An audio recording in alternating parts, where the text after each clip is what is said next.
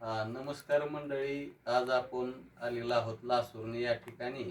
आज आपण पाहू शकता की गोंधळी समाजातील हे युवक आहेत.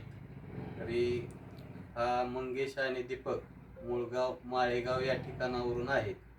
तरी ह्यांना शासनाने मुख्य प्रवाहात येण्यासाठी लागेल ती गरज करावी आणि त्यांना शिष्यवृत्ती असेल किंवा इतर हॉस्टेलच्या सुविधा शासनाने उपलब्ध कराव्यात, जेणेकरून हा वंचित समाज हा मुख्य प्रवाहामध्ये येईल आणि एक आदर्श असं आयुष्य त्यांना जगता येईल, यासाठी शासनाने पाठपुरावा करावा ही सर्वसामान्य वंचित घटकाची विनंती आहे.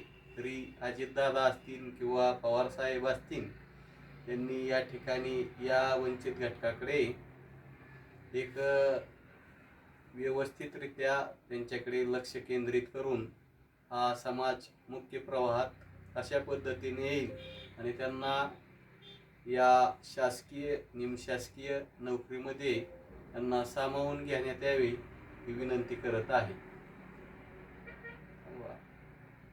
ओके.